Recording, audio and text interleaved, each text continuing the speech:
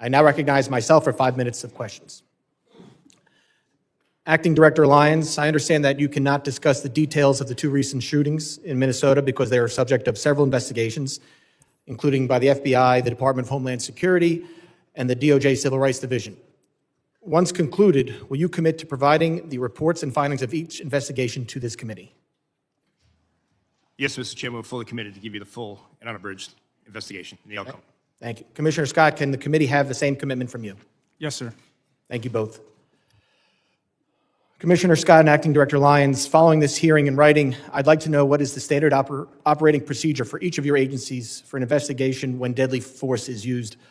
Currently, Acting Director Lyons, are those procedures being followed for the 2 uses of deadly force in Minneapolis this past January? Yes, Mr. Chairman. Were those, and Commissioner Scott, Yes, sir, they are. were the standard procedures followed from the beginning? Mr. Lyons? Yes, sir, they were. Mr. Scott? Yes, for CBP, they were as well. Thank you very much. We're all obviously concerned about officer safety and have seen and heard about increasing threats and assaults against law enforcement. Director Lyons, are your officers trained regarding the difference between a protected protest and what is unlawfully impeding law enforcement? Yes, sir. Deportation officers and special agents are taught at the Federal Law Enforcement Training Center. They are taught in defensive tactics, personal safety, but as well as laws to include First, Second, Fourth, Fifth, 10th, 14th Amendment. The officers are trained before they go out into the field, and then while they're in the field. They are specialized training with disturbance control and other special tactics. Commissioner Scott, are your officers similarly trained? Yes, they are. At FLETC, ongoing training in the field, and then anytime we're deploying them to the interior, they get updated law refresher training to include First Amendment and Fourth Amendment. So I want to focus on the training here because with the historic investment in both ICE and CBP, there was a surge in hiring. I need to know, for these new hires, is the training different than what other agents and officers received before the hiring surge? Mr. Lyons, I'll let you start there. No, sir, it's not. The training was never, the meat of the training was never removed. The timeline was, we took training from 5 days a week, 8 hours a day, to 6 days a week, 12 hours a day. In addition to that, training is different in the fact that before officers even go to the Federal Law Enforcement Training Academy, there's pre-employment training, which we never had before.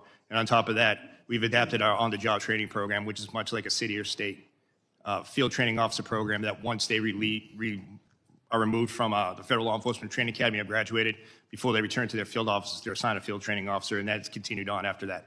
So let me get this go. For ICE officers, the curriculum has stayed the same, but it's now a quicker training. The timeline has moved up? That's correct, sir. Okay, but the curriculum is the same. Yes, sir. All right. Commissioner Scott, can you talk about if there's been a change in training since the hiring surge?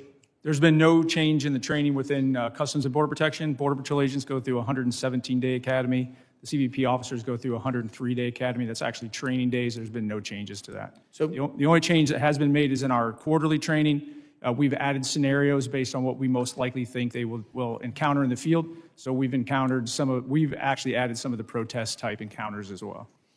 So there's been no change in the timeline either. Similar, ICE did that. You did not. No, we did not. Okay.